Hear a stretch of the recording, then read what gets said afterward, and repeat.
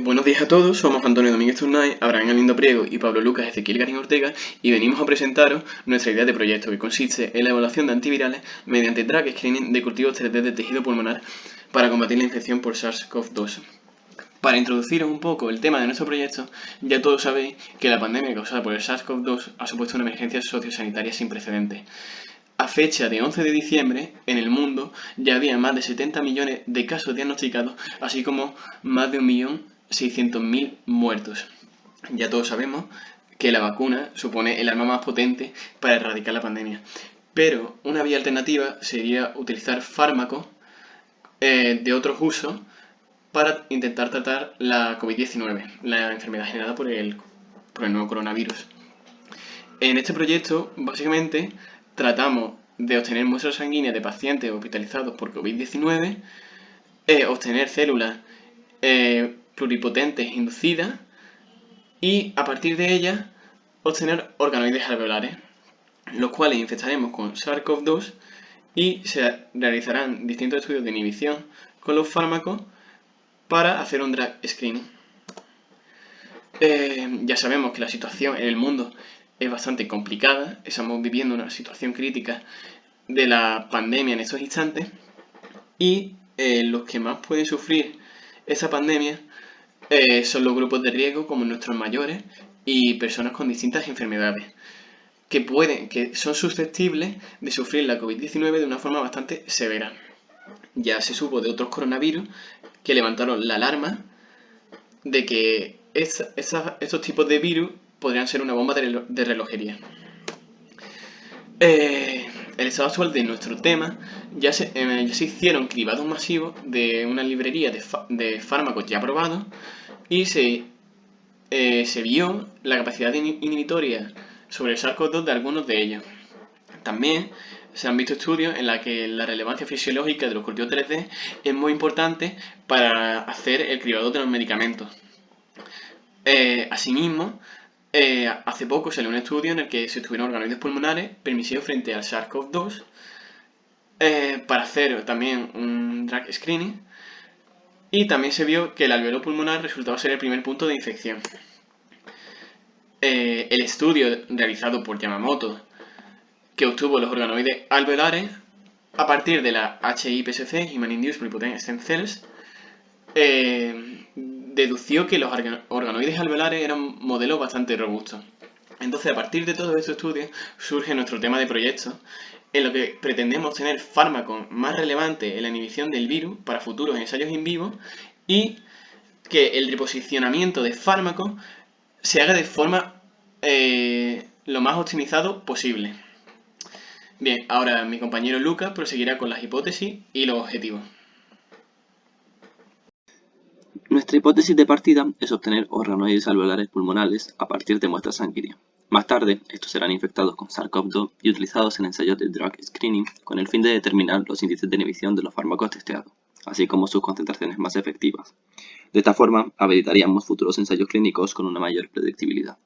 Por otra parte, nuestros objetivos son obtener organoides alveolares a partir de muestras sanguíneas, infectar los organoides alveolares con SARS-CoV-2 y realizar un cribado de los medicamentos que demuestren potencial inhibidor. Ahora hablaremos sobre la metodología. Tras estudiar el proyecto determinamos que se puede realizar en las instalaciones de los servicios centrales de Cádiz, ya que presentan las características necesarias para llevar a cabo los objetivos. La metodología la dividiremos en 3 puntos. El primer punto es la obtención de organoides alveolares a partir de muestras sanguíneas, que está constituido por 3 pasos.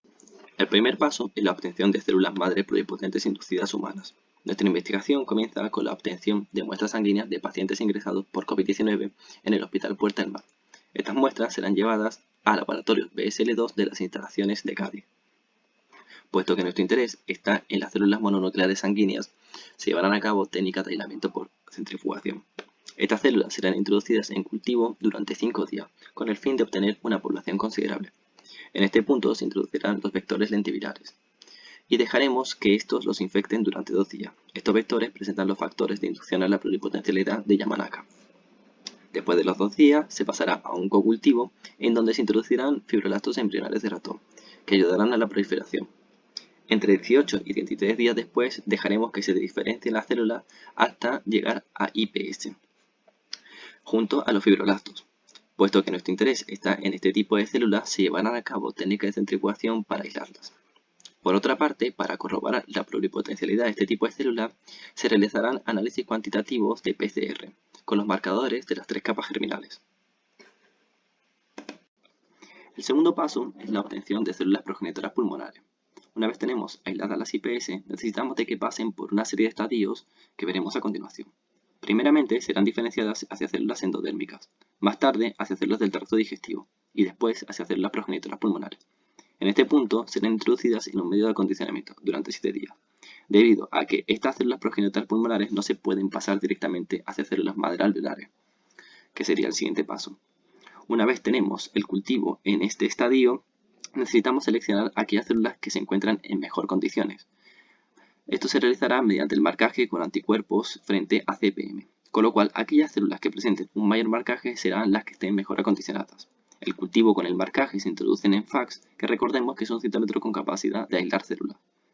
Más tarde aislaremos las células de interés. El tercer paso es la inducción a células madre alveolares y la formación de organoides alveolares.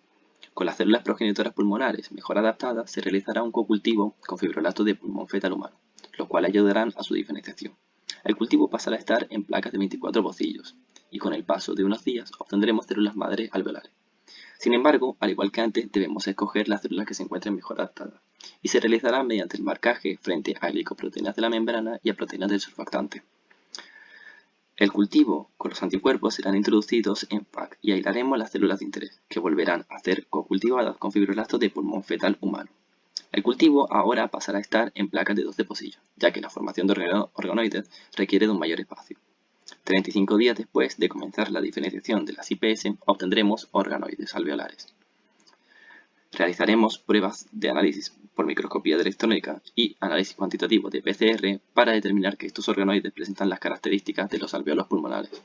Ahora continuará mi compañero con el punto 2 de la metodología. Para alcanzar este segundo objetivo, tendremos que demostrar que los organoides alveolares expresan el receptor celular AC2, ya que este es el principal receptor celular para la proteína Spike de SARS-CoV-2. Tras esto, tendremos que analizar la permisividad de infección frente a SARS-CoV-2 que presentan estos organoides. Una vez demostrado esto, ya podremos proceder a la infección de los organoides. Para evaluar la expresión del receptor, realizaremos ensayos de inmunofluorescencia, comenzando con la fijación de la célula del portaobjeto haciendo uso del formaldehído. Tras la fijación, usaremos Tritón X100 para permeabilizar las células de los organoides. Una vez hecho esto, seguiremos 2 pasos consecutivos de teñido con anticuerpos. Un anticuerpo primario anti-AC2 que se unirá específicamente a dicho receptor y un anticuerpo secundario que se unirá al primario y dotará a este de fluorescencia, que podrá ser revelado posteriormente por microscopía de fluorescencia. Los núcleos se contrateñirán con DAPI. Para el estudio de la permisividad de infección, haremos uso del virus de la estomatitis vesicular recombinante de replicación restringida. Este virus codifica para el complemento G de la delta G luciferasa, lo cual nos permitirá, más adelante, evaluar si se ha producido o no la infección. Debido a que el genoma de este virus no codificaba ninguna glicoproteína de envoltura, este virus puede usarse para producir virus pseudotipos que expresen las glicoproteínas de la envoltura de virus heterólogos. Gracias a ello, haremos que se exprese la proteína Spike de SARS-CoV-2, usando como vector un plásmido para introducir la información de dicha proteína. Este plásmido será transferido a células humanas embrionarias de riñón, HEK 293, escogida por recomendación de la casa comercial, que tras su cultivo overnight habrán expresado la proteína Spike. Entonces, serán infectados con el virus de la estomatitis vesicular recombinante. Tras otro periodo de cultivo overnight, se habrán formado y liberado por lisis celular billones pseudotipos con proteínas Spike en su membrana y complemento G. Estos virus pseudotipos estarán, por tanto, en el medio de esta célula. Por ello, tras una centrifugación, nos quedaremos con el sobrenadante y descartaremos el PL, en el que estarán los restos celulares. Podremos usar el sobrenadante para infectar los organoides alveolares. Tras un nuevo cultivo overnight, realizaremos ensayos de la delta G luciferasa y ensayos de inmunofluorescencia para confirmar la infección. A partir de este punto, se comenzará a trabajar en laboratorios de biocontención BSL-3, debido al riesgo que supone trabajar con SARS-CoV-2. Una vez demostrada la expresión del receptor celular y la permisividad de infección por parte de los organoides, procederemos a efectuar la infección de los mismos. Para ello, infectaremos con SARS-CoV-2 células epiteliales de riñón de mono verde africano, conocidas como VEROE6, que son apropiadas para propagar el virus de replicación lenta. Tras cultivarlas overnight, los viriones se encontrarán de nuevo en el medio extracelular. Tras centrifugarlas, usaremos el sobrenadante para infectar los organoides. Tras un nuevo cultivo overnight, podremos confirmar su infección mediante ensayo de inmunofluorescencia y de secuenciación de RNA. Y ahora continuará mi compañero Antonio. Bueno, ahora vamos con la última parte de la metodología, que es el cribado de los medicamentos. Los fármacos a utilizar son los que veis aquí, que ya presentaron índices de inhibición frente al SARS-CoV-2 en estudios previos. Y en la primera tarea de este objetivo se prepararán disoluciones de los fármacos con DMSO y las concentraciones se diluirán en medio dimen. Los organoides alveolares se incrustarán en las placas de 96 pocillos y se añadirán 5 concentraciones distintas de cada sustancia con 3 réplicas. Tras 4 horas se le añadirá medio dimen fresco, se reemplazará por el otro para eliminar aquellos virus que no se hayan unido. La segunda tarea, en la realización de los ensayos de inmunofluorescencia, los organoides se lavarán con PBS, se fijarán con paraformaldehído durante 1 hora a temperatura ambiente y se realizará una deshidratación sucesiva con sacarosa. Posteriormente se congelará con nitrógeno líquido y se almacenarán a menos 80 grados. Y las proteínas se marcarán con anticuerpos primarios y secundarios. Para la determinación de la carga viral, se utilizaron los organoides para obtener las muestras de ARN a través de un kit llamado Director RNA MiniPrep Plus Kit. Y posteriormente se realizará una PCR cuantitativa utilizando el kit Superscript 3 Platinum. Finalmente, la última tarea se basa en un ensayo de viabilidad luminiscente utilizando ATP Cell Titer Glow, en el que los organoides se lavarán con PBS y se añadirán en tubos Eppendorf con medio dimen. Y esos tubos Eppendorf se llevarán a la incubadora y posteriormente, tras la incubación, se le añadirá medio dimen fresco.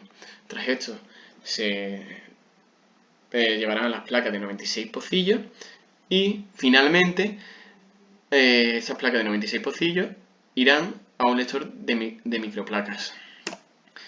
Finalmente mencionar que se realizará una prueba de TID-Student a niveles de significancia del 95%, 99% y 99,9%.